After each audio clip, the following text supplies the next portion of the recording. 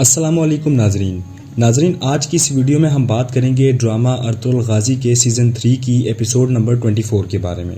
امید کرتا ہوں آپ دوستوں کو آج کے ایپیسوڈ ضرور پسند آئے گا، تو چلیے شروع کرتے ہیں۔ ناظرین، جیسا کہ آپ نے پچھلے ایپیسوڈ میں دیکھا ہوگا کہ سیمون فلپ کی لاش کو دیکھ کر کافی چیختا چلاتا ہے، اور آج کے اس ایپیسوڈ میں اس کو ماریا کی لاش مل جاتی ہے، اس کو دیکھ کر بہت ہی زیادہ روتا ہے۔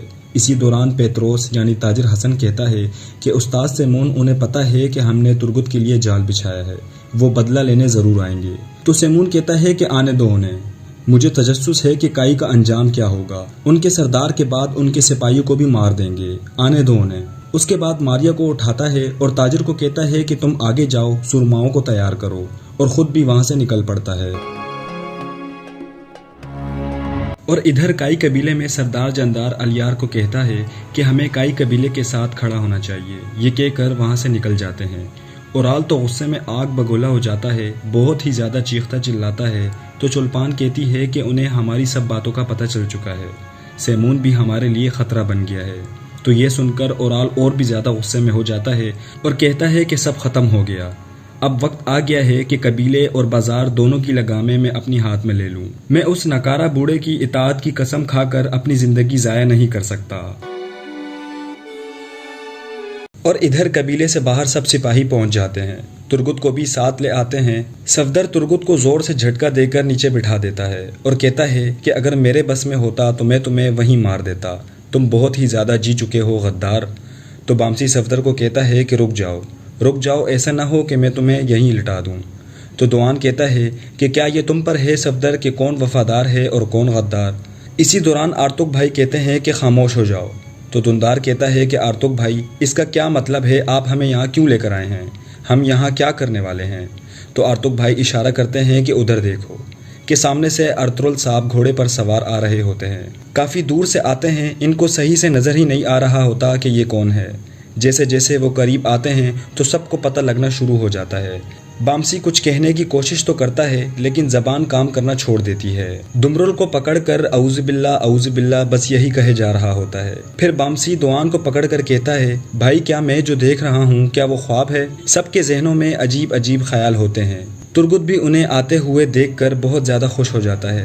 تو بامسی دوان سے کہتا ہے کہ دیکھو بھائی وہ آ گئے، اڑتے ہوئے آ رہے ہیں۔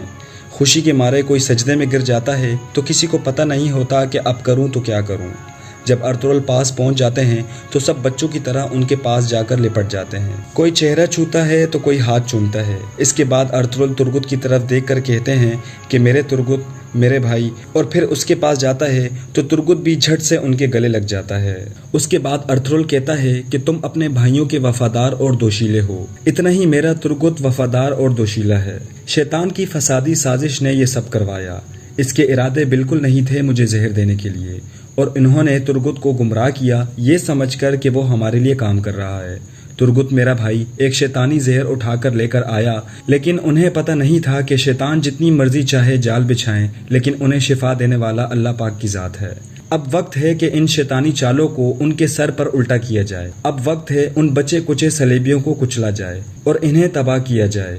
اور پھر سب سپاہی ارطغرل بھائی زندہ باد کے نعرے لگانا شروع کر دیتے ہیں۔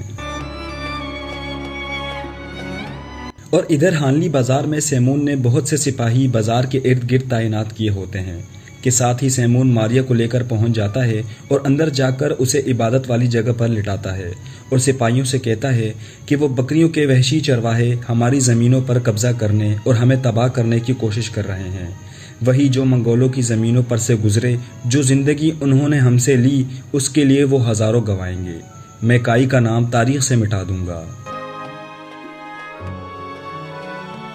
اور دوسری طرف جنگل میں ارطغرل صاحب نماز ادا کرواتے ہیں، سب باجماعت نماز ادا کرتے ہیں اور فتح کے لیے خصوصی دعا کرتے ہیں، کہ ساتھ ہی دندار ترگت سے اپنے کیے کی معافی مانگتا ہے، مگر ترگت کے دل میں کچھ نہیں ہوتا، فوراً اسے گلے لگا لیتا ہے۔ اور پھر ترگت کہتا ہے کہ بھائیوں، یہ انتقام کا وقت ہے، یہ ہمارے لیے ہمارے شہید بھائیوں کا جواب طلبی کا وقت ہے۔ اور پھر ارطغرل کہتا ہے کہ اب ہم حملہ کرنے جا رہے ہیں، تو سب سپاہی یہ سن کر اللہ اکبر کی صدا بلند کر دیتے ہیں۔ اور دوسری طرف ہانلی بازار میں چھوٹا ایلین کہتا ہے کہ تمام اقدامات آپ کے حکم کے مطابق کر دیے ہیں استاد سیمون۔ اسی دوران پیتروس یعنی تاجر حسن کہتا ہے کہ اگر کائیوں نے لاپرواہی کا مظاہرہ کر کے ہم پر حملہ کیا تو وہ اس کی بھاری قیمت چکائیں گے۔ اب ہم ماریو کو دفنا سکتے ہیں۔ تو سیمون کہتا ہے کہ نہیں، بالکل نہیں، جب تک میں ترگت کو مار کر اپنا بدلہ نہیں لے لیتا تب تک میں اپنی بہن کو زمین کے حوالے نہیں کروں گا۔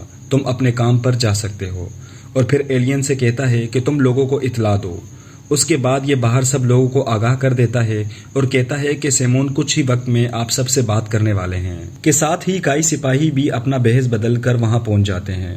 تاجر حسن انہیں دیکھ کر سمجھ جاتا ہے اور وہاں سے نکل جاتا ہے۔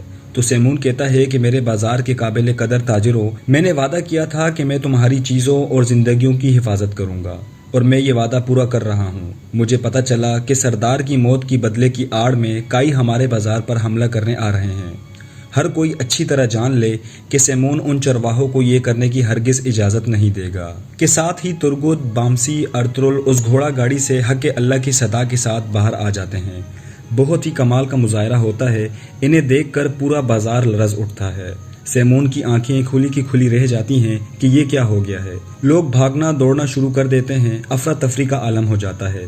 وہاں کے موجود سب لوگ نکل جاتے ہیں، بس دونوں اطراف کے سپاہی رہ جاتے ہیں، کہ ساتھ ہی ارطغرل آگے بڑھنا شروع کر دیتا ہے۔ سیمون کو کچھ سمجھ نہیں آ رہی ہوتی کہ میں کیا کروں۔ آخر میں بزدل بن کر کہتا ہے کہ میرے سرماؤں حملہ کرو۔ ارطغرل ان کے چھتے میں گھس جاتا ہے اور انہیں کاٹنا شروع کر دیتا ہے۔ ادھر ترگت کا کھلاڑا، بامسی کی دونوں تلواریں، دوآن کی پرتھیلی اور داؤد کے زوردار وار، بامسی کی للکار، دندار کی پکار، بہت ہی کمال کا مظاہرہ کرتے ہیں۔ ارطغرل کے چاروں طرف سلیبی ہوتے ہیں اور یہ اکیلا مرد مجاہد ان کا مقابلہ کرتا ہے، بالکل اگلی صفوں میں ہوتا ہے۔ اور ادھر صفدر بھی ان پر بجلی کی طرح ٹوٹ پڑتا ہے، کسی کو بھی سانس لینے کا موقع نہیں دیتا۔ کوئی آگے سے آئے یا پیچھے سے، بھلے مرضی جہاں سے بھی وار کریں، لیکن ان کی یلغار سے کوئی بچ نہیں پاتا۔ جو جدھر سے آتا ہے اس کو ادھر ہی گرا دیتے ہیں۔ ترگت اپنا کھلاڑا گھما گھما کر ان پر وار کرتا ہے۔ کس کس کی تعریف کی جائے، سارا ہی کمال کا مظاہرہ دکھاتے ہیں۔ کافی وقت سے ان کی تلواریں خون کی پیاسی ہوتی ہیں۔ تو سیمون یہ سب دیکھ کر ڈر جاتا ہے اور وہاں سے فرار ہو جاتا ہے۔ تو ارطغرل ترگت کو آواز دیتا ہے کہ ترگت میرے بھائی، میرے ساتھ آؤ، اور یہ دونوں سیمون کے پیچھے نکل پڑتے ہیں۔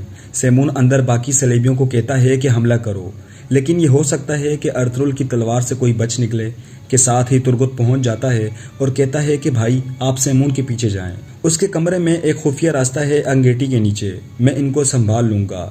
اور پھر ترگت کا کھلاڑا دوبارہ کاٹنا شروع کر دیتا ہے۔ تو ارطغرل نکل جاتا ہے سیمون کے پیچھے۔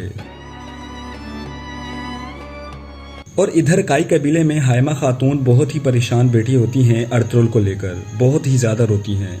حلیمہ ان کو بہت حوصلہ دیتی ہے اور انہیں بتانے کی کوشش بھی کرتی ہے، مگر یہ ایک راز ہوتا ہے اور بار بار یہ سوچ کر رک جاتی ہے۔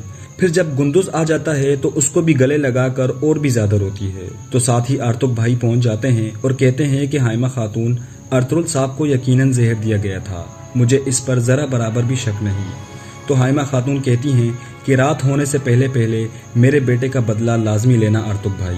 تو آرتک بھائی کہتے ہیں کہ جوابی کارروائی جاری ہے، ہمارے سپاہی سرائے کو اس کمینے سیمون کے سر پر گرانے گئے ہوئے ہیں اور ان کی قیادت ہمارے سردار ارطغرل کر رہے ہیں۔ ہائمہ خاتون کو یہ سن کر اپنے کانوں پر یقین نہیں آ رہا ہوتا کہ میں نے یہ کیا سن لیا۔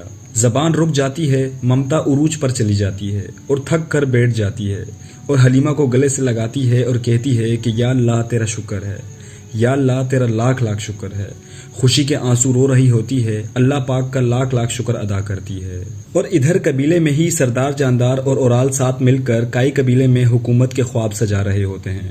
اسلحان اور الیار اس کے حق میں نہیں ہوتے، مگر یہ دونوں کائی قبیلے پر حکمرانی کے خواب دیکھنا شروع کر دیتے ہیں اور کہتے ہیں کہ ہمیں جلدی سے ہائمہ خاتون سے بات کرنی ہوگی۔ واہ کمبختو واہ، ارادے جن کے پختہ ہوں، نظر جن کی خدا پہ ہو، ارادے جن کے پختہ ہوں، نظر جن کی خدا پہ ہو، تلاتم خیز موجوں سے وہ گھبرایا نہیں کرتے، جسے اللہ نہ مارے اسے کون مار سکتا ہے۔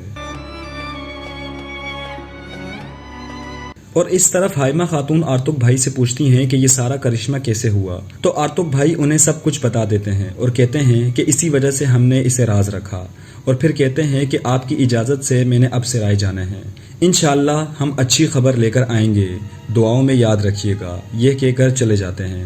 حائمہ خاتون کی خوشی کا کوئی ٹھکانہ نہیں ہوتا۔ اللہ پاک ہمیں بھی دین پر چلنے کی توفیق عطا فرمائے، آمین۔